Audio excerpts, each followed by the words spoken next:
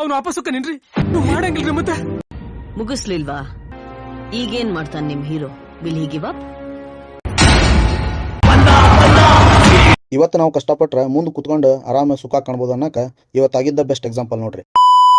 ಶರಣ್ರಿ ಎಲ್ಲ ಮಸ್ತ್ ಮಂದಿಗೆ ನನ್ನ ಲಾಗ್ಗೆ ನಿಮ್ಗೆಲ್ಲ ಸ್ವಾಗತ ಸುಸ್ವಾಗತ. ಇವತ್ತು ನಾನು ನಮ್ಮ ಇಬ್ರು ಸೇರ್ಕೊಂಡು ಗಾಡಿ ತಗೊಂಡು ಯಲಂಗುಡ್ಡಕ್ಕೆ ಅಂತ ಹೊಂಟ್ವಿ. ಯಾಕಪ್ಪ ಅಂತಂದ್ರೆ ತಾಯಿ ದರ್ಶನ ತಗೊಂಡು ಭಾಳ ದಿವಸ ಆಗಿತ್ತು, ಹೋಗ್ಬರಂಬ ಅಂತ ನಮ್ಮ ಕರೆದ ಇಬ್ರು ಸೇರಿ ಹೊಂಟ್ವಿ. A few moments later. ಗಾಡಿ ತಗೊಂಡು ಇನ್ನೇನು ಹುಬ್ಳಿ ದಾಟಿ ಮುಂದೆ ಬರೋದಕ್ಕೆ ಒಂದು ಹಳ್ಳಿ ಒಳಗೆ ನಮ್ಮ ಗಾಡಿ ಪಂಚರ್ ಆಗ್ಬಿಡ್ತು.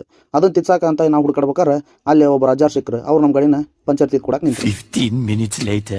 ಪಂಚರ್ ತಿದ್ದಿಸ್ಕೊಂಡು ಗಾಡಿ ಮೇಲೆ ಹತ್ಕೊಂಡು ಹೋಗ್ಬೇಕಾಗಿರೋ ನಾವು ದಬ್ಬಕ್ಕಂತ ಹೊಂಟ್ವಿ. ಯಾಕಪ್ಪ ಅಂತಂದ್ರೆ ಗಾಡಿಯ ಒಳಗೆ ಪೆಟ್ರೋಲ್ ಖಾಲಿ ಆಗಿತ್ತು. ಪೆಟ್ರೋಲ್ ಹಾಕಿಸ್ಕೊಂಡು ಸೀದಾ ನಾವು ಬಂದಿದ್ದ ಜೋಗುಳ ಬಾವಿಗೆ. Much later. ಜೋಗುಳ ಬಾವಿಯಾಗ ಅಮ್ಮನ ದರ್ಶನ ತಗೊಂಡು ಸೀದಾ ನಾವು ಬಂದಿದ್ದ ಯಲ್ಲಮ್ಮ ಗುಡ್ಡಕ್ಕೆ. ನಾವ್ ಯಾವಾಗ ಬಂದ್ರು ಗುಡ್ಡದಾಗ ಕಾಲು ಇಡಕ್ ಸಹಿತ ಜಾಗ ಇರ್ತಿದ್ದಿಲ್ಲ. ಅಂತದ್ ಈಗ ನೋಡಿದ್ರ ಖಾಲಿ ಖಾಲಿ ಅನ್ಸಕತ್ತಿತ್ತು. ಯಾಕಪ್ಪ ಅಂತಂದ್ರ ಯಲ್ಲಮ್ಮ ಗುಡ್ಡನ ಇನ್ನೂ ಹೆಚ್ಚಿನ ರೀತಿ ಒಳಗೆ ಅಭಿವೃದ್ಧಿ ಮಾಡೋಕ್ಕೋಸ್ಕರ ಅಲ್ಲಿರೋ ಅಂಗಡಿಗಳನ್ನ ಎಲ್ಲಾನು ತಗ್ಸಾಕತ್ತಿದ್ರು. ಹಂಗ ಜನನು ಕಮ್ಮಿ ಇತ್ತು. ಹಂಗ ನಾವು ಸೀದಾ ಮುಂದೆ ಹೋಗಿ ಗಾಡಿ ಪಾರ್ಕಿಂಗ್ ಮಾಡಿ ಸೀದಾ ಹೋಗಿದ್ದ ಮಾತಂಗಮ್ಮನ ಗುಡಿಗೆ. ಒಳಗೆ ಹೋಗಿ ಸೀದಾ ಅಮ್ಮನ ದರ್ಶನ ತಗೊಂಡು ಬಂದ್ವಿ. ಅಲ್ಲಿಂದ ನಾವು ಹೋಗಿದ್ದ ರಣಕಾ ಯಲ್ಲಮ್ಮನ ದೇವಸ್ಥಾನಕ್ಕೆ.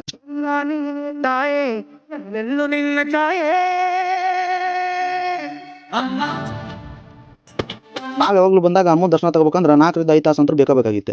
ಅಂತದ್ರಾಗ ಇವತ್ತು ನೋಡಿದ್ರೆ ಬರೀ ಒಂದು 10 ನಿಮಿಷ ಹೋಗಿ ದರ್ಶನ ತಗೊಂಡ್ಬಂದ್ವಿ. ಯಾಕಪ್ಪ ಅಂತಂದ್ರೆ ಇವತ್ತು ರಶ್ ಕಮ್ಮಿ ಇತ್ತು, ಹಂಗ ಜನನೂ ಕಮ್ಮಿ ಇತ್ತು. ಅಷ್ಟು ಲಗು ಹೋಗಿ ಅಮ್ಮನ ದರ್ಶನ ತಗೊಂಡು ಹೊರಗೆ ಬಂದ್ಬಿಟ್ಲೆ ನನಗೆ ಅನ್ಸಿದ್ದು ಏನಪ್ಪ ಅಂತಂದ್ರೆ ಅಷ್ಟೆಲ್ಲ ಕಷ್ಟಪಟ್ಟು ಬಂದಿದ್ದಕ್ಕೂ ಸಾರ್ಥಕ ಅಂತ ಅನಿಸ್ತು. ಆಗ್ಲೇ ಮಧ್ಯಾಹ್ನ ಆಗಿತ್ತು, ನಮಗೂ ನೋಡ್ರಿ ಬಟ್ ಭಾಳ ಸಿಗತ್ತಿತ್ತು. ಹಂಗಂತದ್ದು ಅಲ್ಲೇ ಹೊಲ್ದಾಗ ಕುತ್ಕೊಂಡು ನಾವು ತಂದೆ ಬುತ್ತಿ ಗಂಟು ತಗೊಂಡು ಊಟ ಮಾಡಿದ್ವಿ. ಶಿಸ್ತಾಗ ಊಟ ಮುಗಿಸ್ಕೊಂಡು ನಾವು ನಮ್ಮ ಊರ್ ಕಡೆ ಪಯಣನ ಚಾಲೂ ಮಾಡ್ಕೊಂಡ್ವಿ. ಈ ವಿಡಿಯೋ ನಿಮ್ಗೆ ಇಷ್ಟ ಆಗಿತ್ತಪ್ಪ ಅಂತಂದ್ರೆ ಒಂದು ಲೈಕ್ ಒಂದು ಕಮೆಂಟ್ ಜಾಸ್ತಿ ಶೇರ್ ಮಾಡಿಬಿಡ್ರಿ. ಹಂಗ ನಮ್ಮ ಅಕೌಂಟ್ನ ಫಾಲೋ ಮಾಡ್ಕರಿ. ಇನ್ನು ಮುಂದೆ ಇನ್ನೂ ಮಸ್ತ್ ವಿಡಿಯೋ ಬರ್ತಾವು, ನೋಡೋದು ಮಾತ್ರ ಮರಿಬೇಡ್ರಿ ಅಂತ ಹೇಳ್ತಾ ನಿಮ್ಗೆಲ್ಲ ಸಲಾಮ್.